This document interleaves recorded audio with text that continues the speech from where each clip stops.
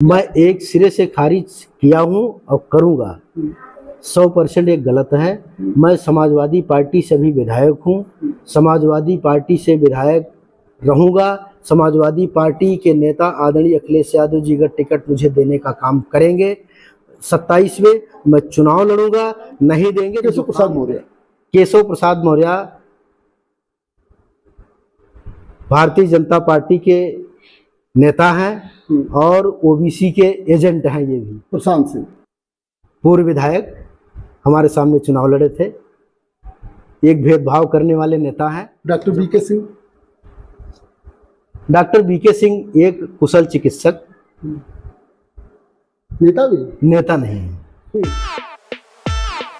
नमस्कार, MT talk show में आपका स्वागत है। मैं हूं मनोज तिवारी। जैसा कि आप सभी लोग जानते हैं कि हम लोग जनता की आवाज़ बनकर जनप्रतिनिधियों से सवाल करते हैं, उनके क्षेत्र से संबंधित सवाल करते हैं। और इसी क्रम में आज हमारे साथ हड़िया से विधायक हाकिम लाल बिंद जी हैं।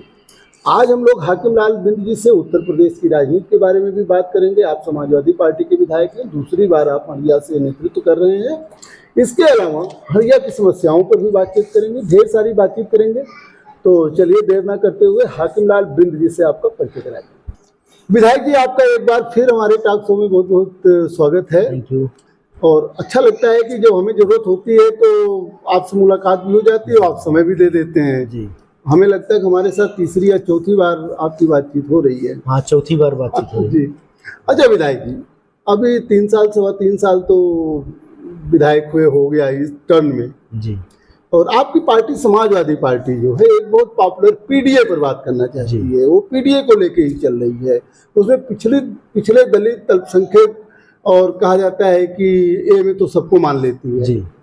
पीडीए जो है वो कितना सफल होगी भाजपा के सामने 2027 में? देखिए, समाजवादी पार्टी लगभग 1 वर्षों से पीडीए जनचौपाल हम लोग कर रहे हैं और पीडीए जनचौपाल के माध्यम से समाजवादी पार्टी का आंदोलन आगे बढ़ा है।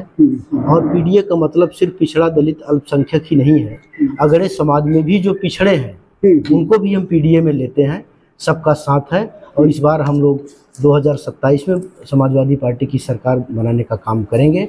और उत्तर प्रदेश के पूर्व मुख्यमंत्री आदरणीय राष्ट्रीय अध्यक्ष श्री अखिलेश यादव जी दूसरी बार प्रदेश के मुख्यमंत्री होने जा रहे हैं। अच्छा, पीडीए की जो बड़े चेहरे हैं, चाहे वो प्रिया पटेल हो, चाहे ओपी राजभर हो, चाहे जो है वो क्या नाम है संजय निषाद हो, ये सब तो भाजपा के साथ है। तो फिर पीडीए किस मामले में? ये सब समाज के ठेकेदार लोग हैं। पीडीए समाज के ठेकेदार हैं। अच्छा। और ठेकेदारी कर रहे हैं। ये लोग पीडीए समाज को बेवकूफ़ बना करके उनकी वोट दिलवाने का काम करते हैं और खुद अपने को मलाई खाते हैं। ये लोग, ये मलाई खाने वाले लोग हैं। इनसे पीडीए समाज का भला होने वाला नहीं है। और भला अगर किसी दल में होगा तो समाजवादी पार्टी से भला होगा। क्या फार्मूला होगा पीडीए में? जब समाजवादी पार्टी को तो माना जाता है कि तुष्टीकरण करती है, भेदभाव करती है, कुछ एक वर्ग के लिए ही ज़्यादा काम करती है, तो अन्य जो पीडीए समाज के लोग हैं, गैर यादव बैकवर्ड जो हैं, या तो उनको भरोसा कैसे हो?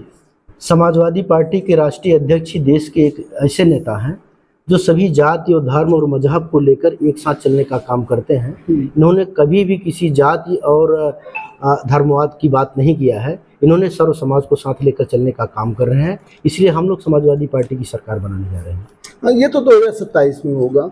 अच्छा, भारतीय जनता पार्टी जिस तरीके से आक्रामक राजनीति करती है, धर्म की राजनीति करती है, वो तो धर्म के नाम पे ध्रुवीकरण करेगी, 80-20 का काम करेगी। तो 20 में कैसे काम होगा? 80 तो कह रही भाजपा हमारे साथ है। सर देखिए, धर्म को हम लोग भी मानते हैं। समाजवादी पार्टी भी हमारे धर्म को मानती है, सभी देवी देवताओं को हम लोग मानते हैं। लेकिन वो देवी देवताओं की ब्रांडिंग करते हैं, हम ब्रांडिंग नहीं करते हैं। हमारी आस्था का प्रतीक है। हम देवी देवता को अपनी आस्था मानते हैं, अपना भगवान मानते हैं। और वो लोग ब्रांडिंग करते हैं, वो लोग भगवान को भी बेचने का काम करते हैं और जनता को बेवकूफ़ बना करके वोट लेने का काम करते हैं। तो ये क्या 2027 में नहीं करेंगे? 2027 में भी करेंगे, लेकिन जनता अब जागरूक हो गई है, ये चलने वाला नहीं है। सरकार समाजवादी पार्टी की ही बनेगी। जनता कब जागरूक हुई? अभी तक जागरूक ही नहीं हुई। अब जागरूक हो गई। हम लोग, ये भारतीय जनता पार्टी की सरकार 10 साल से सरकार लगातार चल रही है और यहाँ पिछड़ा, दलित, बेरोजगार, पढ़ा लिखा नौजवान किसान सब ठगा हुआ महसूस कर रहा है और निश्चित रूप से वो समाजवादी पार्टी के ऊपर निगाहें लगाए बैठा है कि कब चुनाव आए, हम समाजवादी पार्टी को वोट दें, समाजवादी पार्टी की सरकार बने, जिससे प्रदेश को हम लोग निरंतर आगे बढ़ाने का काम करें। अच्छा विधायक जी, ये बताइए कि 2027 के लिए समाजवादी पार्टी के क्या मुद्दे रहेंगे, किस मुद्दे पर चुनाव लड़ेगी वो? समाजवादी पार्टी के राष्ट्रीय अध्यक्ष आदरणीय श्री अखिलेश यादव जी ने 2012 से लेकर 17 तक समाजवादी पार्टी की बेहतरीन सरकार चलाने का काम किया। उन्होंने ऐतिहासिक कामों को किया। अच्छा। उन्होंने लखनऊ आगरा एक्सप्रेस वे बनवाया। उन्होंने लखनऊ जैसे शहर में मेट्रो रेल चलवाने का काम किया। उन्होंने कैंसर इंस्टीट्यूट की स्थापना लखनऊ में करने का काम किया। वेदांता जैसे बड़े संस्थान की स्थापना कराने का काम किया आदरणीय राष्ट्रीय अध्यक्ष जी ने। इस तरह के तमाम कार्य उन्होंने किए हैं। फिर भी सरकार रहते हुए जो है उनको मौका नहीं दी। 2017 में जो है जनता ने काम किए थे तो क्यों नहीं दिया? जनता निश्चित रूप से भारतीय जनता पार्टी के लोग बड़े चालाक लोग हैं। अच्छा। और भारतीय जनता पार्टी के लोग 2017 में जनता को लालच देकर गुमराह करके वो गुमराह करने का काम किया और वोट लेने का काम किया, इसलिए हमारी सरकार चली गई। और निश्चित रूप से जनता अब जागरूक हुई है। मोदी जी और योगी जी के कारनामों को जनता समझ गई है। क्योंकि आरएसएस के द्वितीय गुरु गोलवलकर ने कहा था कि किसी भी देश की अर्थव्यवस्था को यदि 95% ध्वस्त कर दिया जाए, उस देश में रहने वाले चंद्र दलालों के माध्यम से लंबे समय तक शासन किया जा सकता है। तो शासन करना लक्ष्य होता है कि जनता की सेवा करना भी लक्ष्य होता है इनका किसी भी शासक का? इनका मूल लक्ष्य है जो भारतीय जनता पार्टी का, वो शासन करना लक्ष्य है। जनता की सेवा करना इनका लक्ष्य नहीं है। ये 2017 छोड़िए, 2022 में कैसे गड़बड़ा गया? 2022 में भी जनता लगातार गुमराह होती रही। इनकी सरकार बन गई। इनकी सरकार अगर बनी 19 में भी ये गुमराह करने का काम किया। इन्होंने अभी आपने देखा कोरोना काल में कितने देश के कितने लोगों को मौत के मुंह में ढकेलने का काम किया इन लोगों ने। गंगा में बहती हुई लाशों को आपने देखा होगा। तो 2000 नहीं कि बंबई सूरत गुजरात से जो लोग आए पैदल 1200 1500 किलोमीटर आदमी पैदल जा रहा है, जाते जाते रास्ते में मर जा रहा है। नेताजी 2027 में क्या बदल जाएगा? सब कुछ बदल जाएगा। ये हमारे समाजवादी पार्टी के राष्ट्रीय अध्यक्ष आदरणीय अखिलेश यादव जी ने जो पीडीए जनचौपाल चलाने का काम इन्होंने लगातार किया है, इस जनचौपाल के माध्यम से हम लोग समाजवादी पार्टी को नीतियों को बताने का काम कर रहे हैं और समाजवादी पार्टी के द्वारा किए गए विकास कार्यों को बताने का काम कर रहे हैं। भारतीय जनता पार्टी के लोग जो जनता को ठगने का काम किए हैं, जनता को गुमराह करके वोट लेने का काम किए हैं, ये सब सारी चीजें हम लोग उजागर करने का काम कर रहे हैं। जनता निश्चित रूप से बड़ी तेजी से परिवर्तन करने का मूड बना ली है। उत्तर प्रदेश के मुख्यमंत्री कहते हैं कि लॉ ऑर्डर एकदम जो है दुरुस्त है, यानी कि कह लीजिए कि लोगों को कानून का भय हो गया है। सपा की सरकार में गुंडा राज था, अराजकता थी, लोग जमीन कब्जा कर ले रहे थे, तो ये इम्पैक्ट नहीं डालेगा भाजपा का?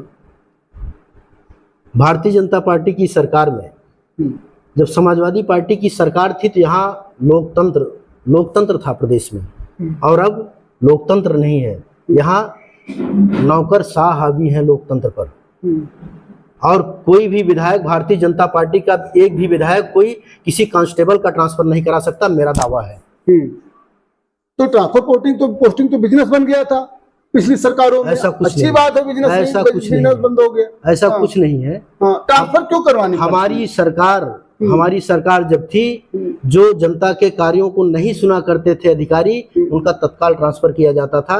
लेकिन आज भारतीय जनता पार्टी की सरकार में इन्हीं अधिकारियों द्वारा लगातार निरंतर कानून व्यवस्था पर बात बताइए। कानून व्यवस्था तो दुरुस्त बता रहे हैं, हत्याएं नहीं हो रही, चोरी नहीं हो रही है, डकैती नहीं हो रही है, गैंगवार नहीं चल रहा है प्रदेश में, जमीनें कब्जा नहीं हो रही, ये भाजपा का कहना है। आप तो हमारे मीडिया के साथी हैं, आप विद्वान हैं, हत्याएं नहीं हो रही हैं और सोशल हत्याएं नहीं हो रही। अभी हमारी विधानसभा में अभी एक व्यक्ति को चाकू मारा गया, चाकू मार दिया गया। हमने भी इंस्पेक्टर से बात किया, अभी अब तक पीड़ित का एफआईआर नहीं लिखा गया, अभी अब तक ये हालात है। विधायक के कहने पर अपराध चरम सीमा पर है। अपराध चरम सीमा पर है योगी जी की सरकार में। और किसी धर्म और जाति के प्रति ही ये अपराध किया जा रहा है। अच्छा, भेदभाव चुन के, हाँ, चुन चुन के भेदभाव किया जा रहा है। अभी देखिए सरकार ने तो रोजगार के क्षेत्र में 60,000 पुलिस वालों की नियुक्ति पत्र दिया है। केवल पुलिस वालों को नियुक्ति पत्र दिया है, शिक्षक की भर्ती किया है इन्होंने। रिटायर भी हो रहे हर साल शिक्षक की भर्ती इन्होंने किया, इन्होंने लेखपाल की भर्ती तो किया, ये मुद्दे रहेंगे, कानूनगो की भर्ती किया, ये केवल पुलिस की भर्तियां कर रहे हैं। विधायक जी, भाजपा सरकार अब तो जो है हर गांव में टंकी लग गई है, सबके यहाँ पानी जा रही है। अब बताइए कि घर घर पानी पहुंचाने कितना बड़ा काम किया है आपकी विधानसभा में, कितना जो है लग चुका? हमारी विधानसभा में बहुतायत ग्राम सभाओं में पानी टंकी लगी है। पूरी तरह से इनकी योजना ये फेल है पूरी तरह से। ये गुजरात के ठेकेदारों द्वारा ये लूटने का काम किया गया है, सरकार को बेवकूफ बनाने का काम किया है। चूंकि मैं ग्रामीण स्तर में रहता हूँ, मैं इस ग्राम सभा का, जिस ग्राम सभा में आप बैठे, इस ग्राम सभा का मैं 2010 से लेकर 2015 तक मैं ग्राम प्रधान रहा और हमारी भी ग्राम सभा में पानी टंकी बनी है, लगभग 2 साल से बनकर तैयार है, आज भी चालू नहीं हुई है, पानी कहीं सप्लाई नहीं है। ये पूरी तरह से इनकी योजना फेल है। ये सरकार की सोची समझी साजिश है। ये अपने लोगों को लूटने के लिए इन्होंने लगाने का काम किया है पानी टंकी के द्वारा। अच्छा विधायक जी, अभी आपने एक बहुत अच्छी बात बताई कि आप इस ग्राम सभा के प्रधान रहे हैं, उसके बाद आप विधायक बने। राजनीति में जो है आपने प्रवेश कब किया, कैसे किया, कुछ थोड़ा सा बताइए। मैं 2010 के पहले बिजनेस करता था। अच्छा, अपने व्यवसाय से जुड़ा था। वो खराद मशीन जी, आरा मशीन का काम था, लकड़ी का काम हमारा बड़े पैमाने पे था। बस भी आप चलाते हैं इसमें? मतलब हमारी रोडवेज भी चलती थी। अच्छा, बस भी रखे थे। और उसके बाद 2010 में कुछ लोगों ने हमें प्रेरित किया, हमारी ग्राम सभा के लोगों ने कहा कि आप ग्राम प्रधान का चुनाव लड़ो। तो मैं पहली बार चुनाव लड़ा, 204 वोट से मैं चुनाव जीत गया।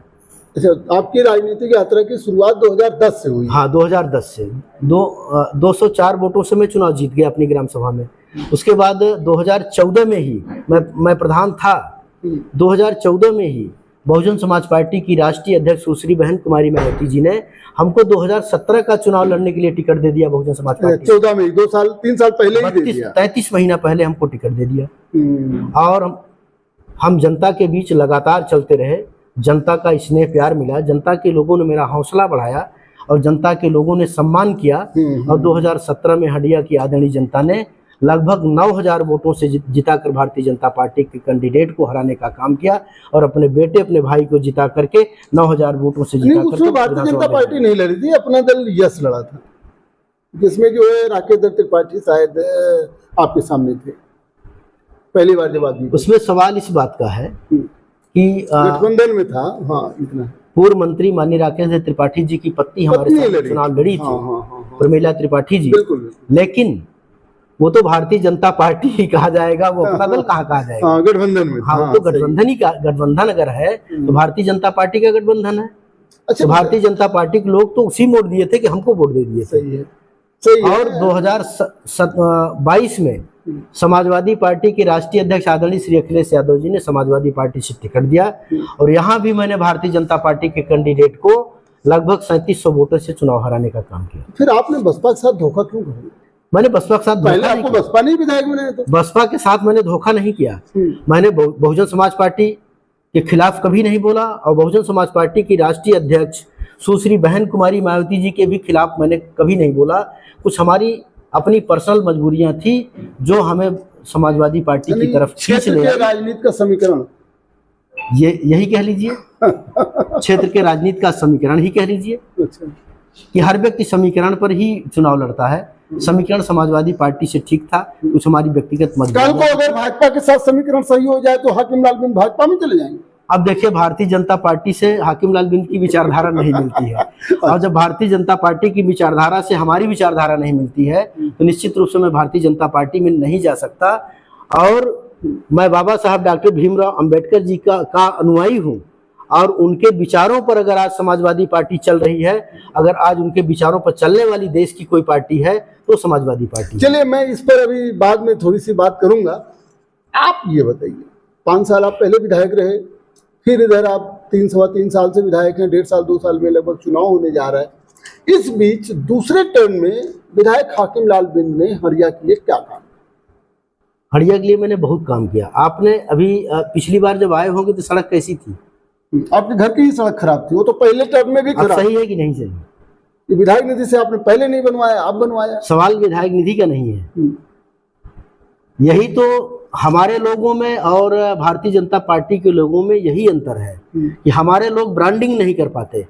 अगर समाजवादी पार्टी की सरकार रहे और यहाँ भारतीय जनता पार्टी का अगर विधायक रहे तो उस कार्यकाल में जो सरकार जो माने कि काम सरकार करेगी तो वो भारतीय जनता पार्टी का कैंडिडेट कहेगा या विधायक कहेगा कि ये काम हमने कराया। और अगर हमारे रिज्यूम में 8 साल में सड़कें बनी हैं तो वो तो हमारे कार्यकाल में बनी, तो हमने कराया। हमने हडिया का विकास कराया हमने।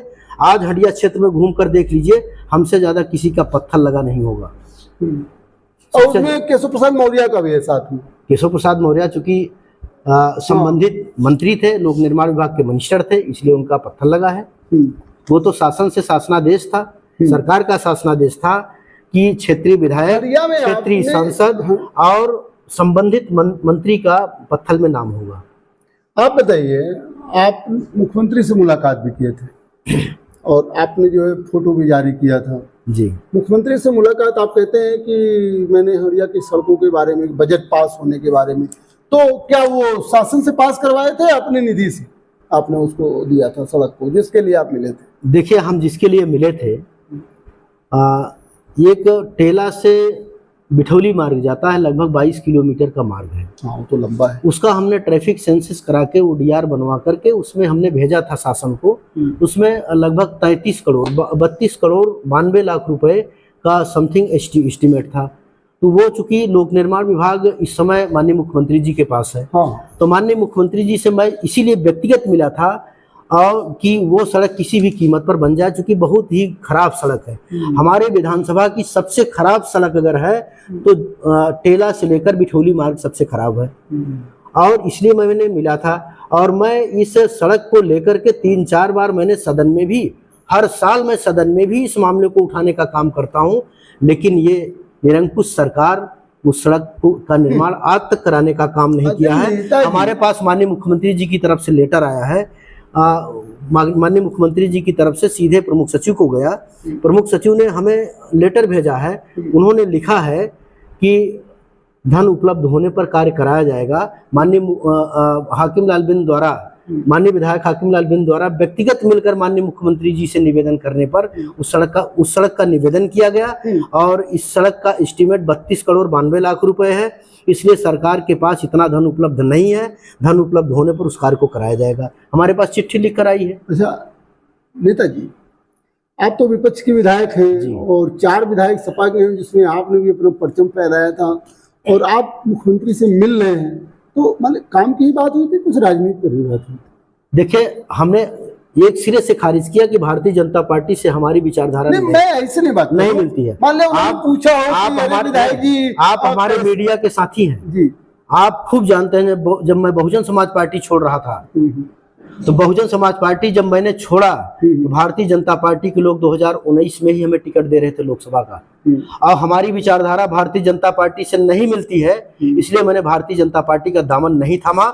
हमने माननीय राष्ट्रीय अध्यक्ष अखिलेश यादव जी को अपना नेता मानता हूं और उनकी विचारधारा से हमारी विचारधारा मिलती है। मैं बाबा साहब डॉक्टर भीमराव अम्बेडकर का अनुयायी हूँ, इसलिए मैं जो है समाजवादी पार्टी में ही रहूंगा, इसी में राजनीति करूंगा, इसी में मरूंगा, इसी में जीऊंगा। वो ठीक है। जैसे आप हम बैठे हैं, हमारी कोई राजनीतिक चर्चा नहीं होती, काम की चर्चा।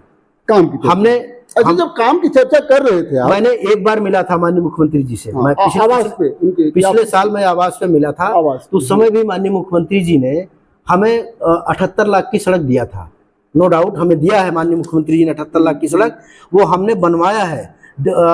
सराय कस्तूरिया अमर बहादुर भारती इंटरमीडिएट कॉलेज से दिलीप चंदपुर तक 1200 मीटर सड़क हमको 78 लाख की सड़क माननीय मुख्यमंत्री जी ने देने का काम किया। नेताजी, मैं ये जानना चाह रहा था, जब आप सीएम से मिले, आप भी जानते हैं और शायद संदीप पटेल भी जानते होंगे जी, मेजा से सिरसा को जोड़ने वाली हरिया से सिरसा को जोड़ने वाले पुल की कितनी जरूरत है। हर साल दुर्घटनाएं होती हैं और अगर कनेक्ट हो जाए तो कितना अच्छा काम हो जाए। इस मुद्दे को आपने उठाया? हर साल बजट सेशन में मैं उठाता हूं, शायद हो सकता है कि आप न सुने हो। हर साल बजट सेशन में मैंने उठाया। मैंने इस बार ये भी कहा कि 2022 के पहले जब भारतीय जनता पार्टी के लोग हंडिया की जनता को गुमराह करने का प्रयास कर रहे थे, और प्रयास किया उन्होंने कि उस समय भूमि पूजन भी किया था। माननीय केशव प्रसाद मौर्य जी ने, डिप्टी सीएम साहब ने सिरसा में भूमि पूजन भी किया था कि हम यहाँ तेलिया तारा से हम सिरसा गंगा नदी पर हम पुल बनवाने का काम करेंगे। उसका भूमि पूजन किया था और जिला पंचायत अध्यक्ष जी की मौजूदगी में। लेकिन उस काम को भी इन लोगों ने नहीं किया। ये भारतीय जनता पार्टी के लोग बिल्कुल झूठे लोग हैं। ये झूठे लोग हैं। ये जनता का काम नहीं करना चाहते, जनता को गुमराह करके वोट लेना चाहते हैं। क्या उम्मीद की जाए 2027 में सपा की सरकार बन रही? 100% सरकार बन रही है। तो हंडिया मेजा कनेक्टेड पुल बनेगा? जो हमारी सरकार इस बार बनेगी 2027 में, हम लोग इस बार 12 की 12 सीटें जीतेंगे और सभी विधायक हम लोग अपने माननीय मुख्यमंत्री जी अखिलेश यादव जी से मिलेंगे। मिल करके प्राथमिकता के आधार पर हम लोग गंगा नदी पर पुल बनवाने का काम करेंगे। मतलब सपा के कार्यकाल में बन जाएगा, ये आप कहना चाह रहे हैं? 100% बन जाएगा।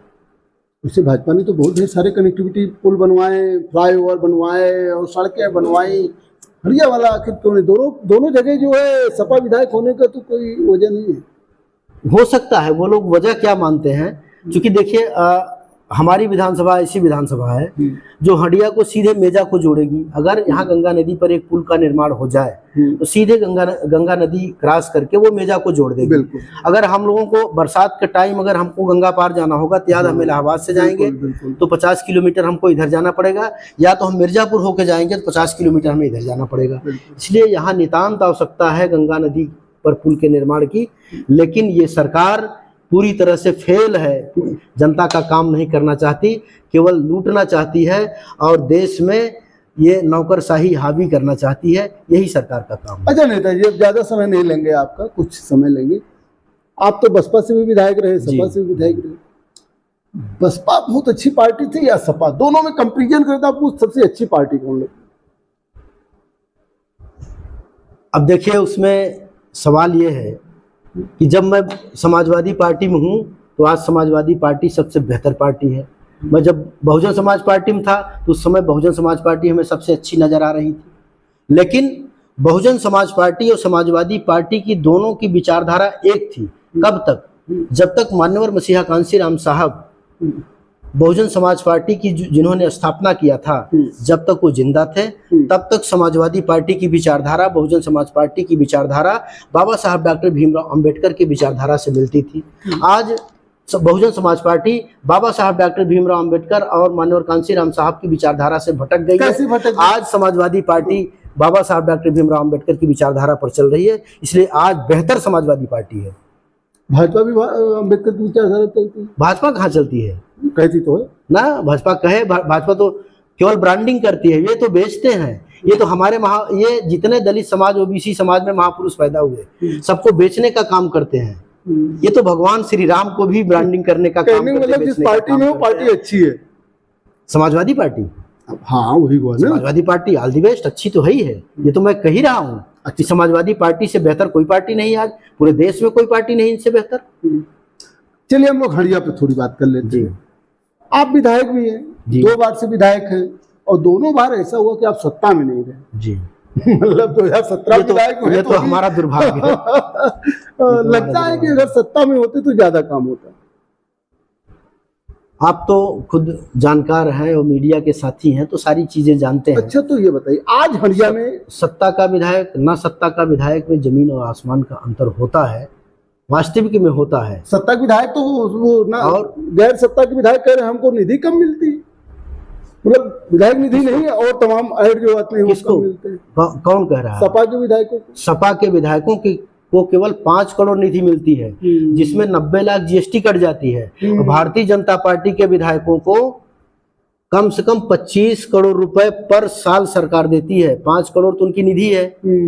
उसके बाद 5 करोड़ रुपया मुख्यमंत्री त्वरित योजना के अंतर्गत मिलती है। वो आपको क्यों नहीं मिलता? वो हम लोगों को नहीं मिलती है। वो हम लोगों का पैसा है मुख्यमंत्री त्वरित वाला, वो संबंधित सांसद को देते हैं।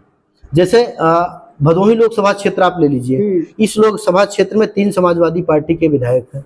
3 समाजवादी पार्टी के विधायकों को 5-5 करोड़ मुख्यमंत्री त्वरित योजना के अंतर्गत देना चाहिए था, लेकिन ये सारा पैसा क्षेत्रीय सांसद डॉक्टर रमेश संगीन जी को मिला। 15 करोड़ रुपया हम लोगों का मिल गया उनको। वो ऑलरेडी काम तो करेंगे भाई, मतलब भेदभाव सरकार कर रही है, 100% भेदभाव कर रही है सरकार। अच्छा विधायक जी, आज हड़िया की क्या समस्या है जो हल होनी चाहिए? देखिए, हड़िया की जो मूल समस्या है, सबसे पहला समस्या तो गंगा नदी पर पुल का निर्माण। हाँ, ये नंबर 1 समस्या। बिल्कुल।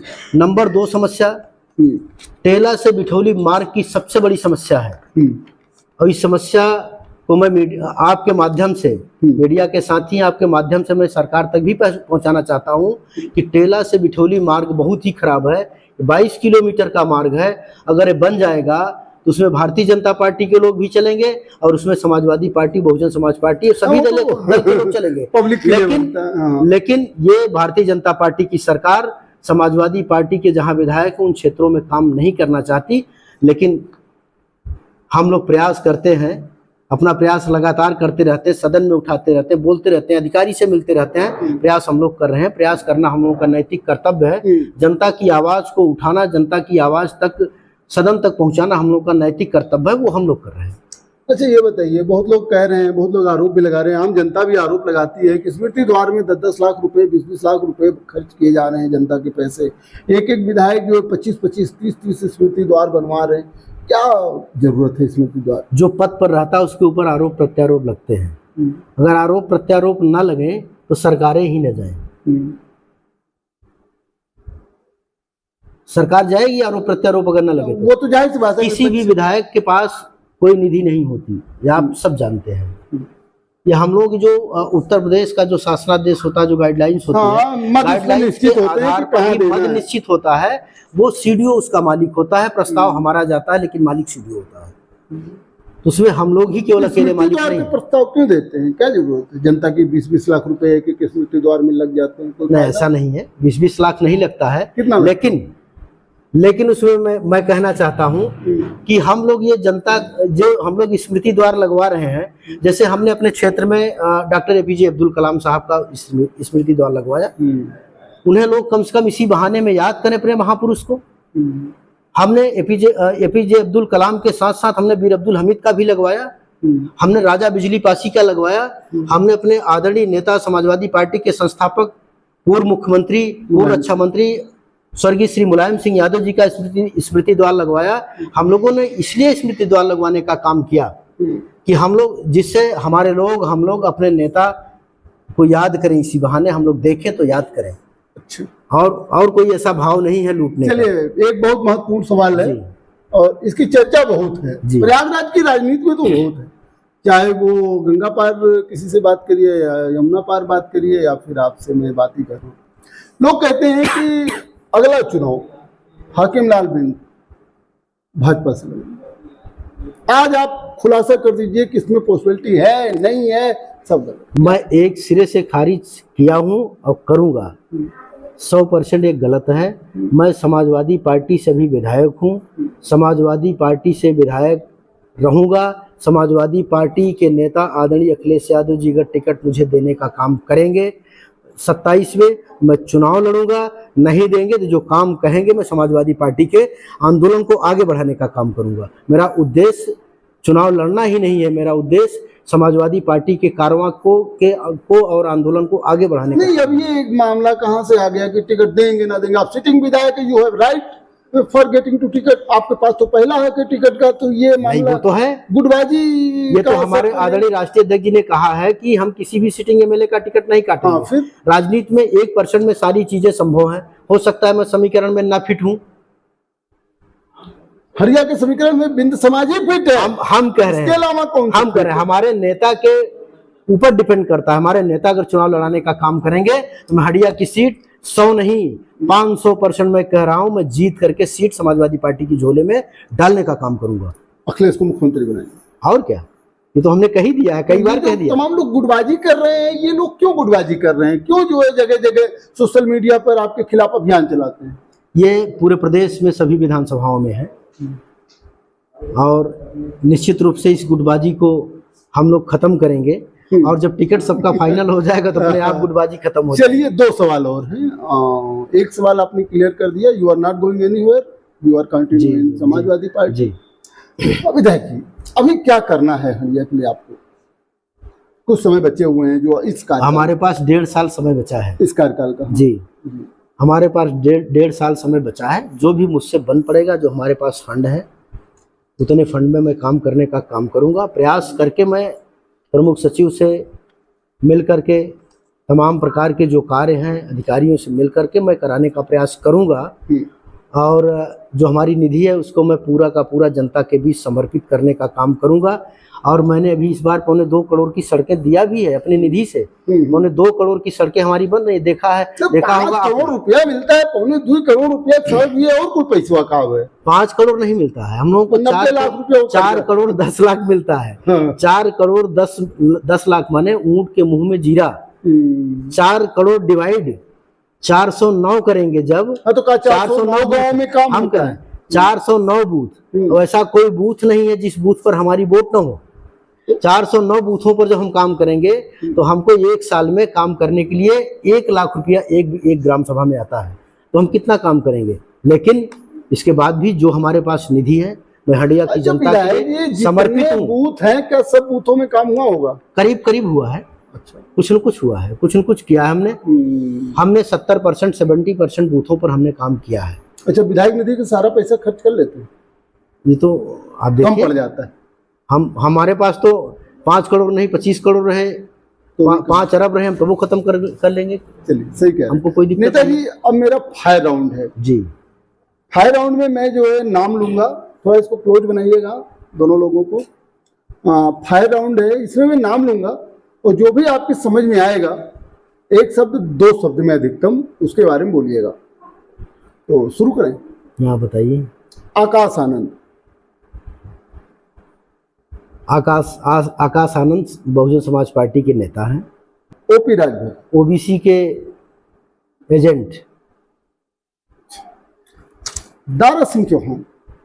दारा सिंह चौहान के बारे में आप जानते हैं, अभी समाजवादी पार्टी के लोगों ने विधायक बनाया और समाजवादी पार्टी से इस्तीफा देकर जाकर चुनाव लड़े, हार गए। आपके मित्र तो कितना बेहतर।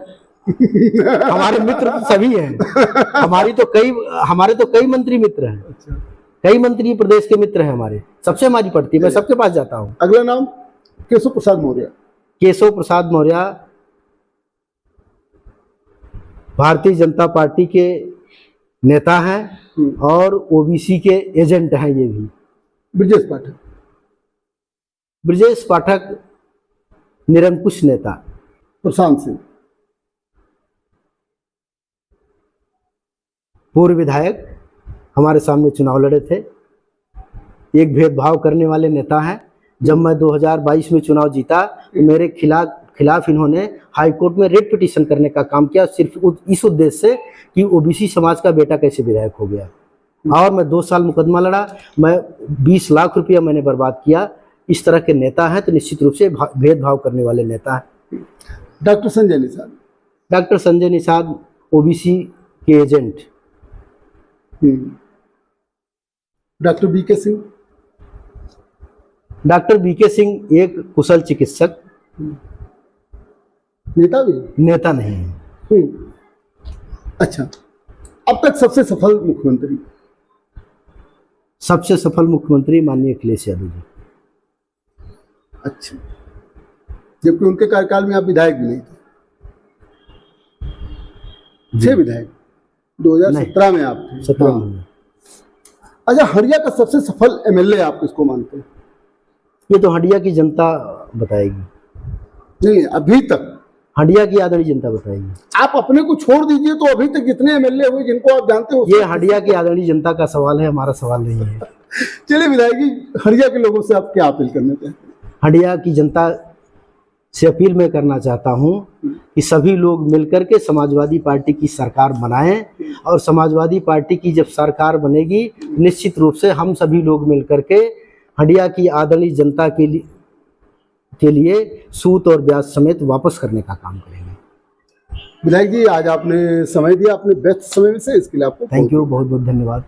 जैसा कि आपने देखा, हमारे साथ हड़िया से समाजवादी पार्टी के विधायक हाकिम लाल बिंद जी थे। हाकिम लाल बिंद का कहना है कि 2027 में समाजवादी पार्टी की सरकार बनेगी और भारतीय जनता पार्टी की सरकार भेदभावपूर्ण नीतियां अपनाती है और ये ब्रांडिंग करने का काम करती है, जिसको जनता समझ चुकी है और जनता 2027 में मौका नहीं देगी।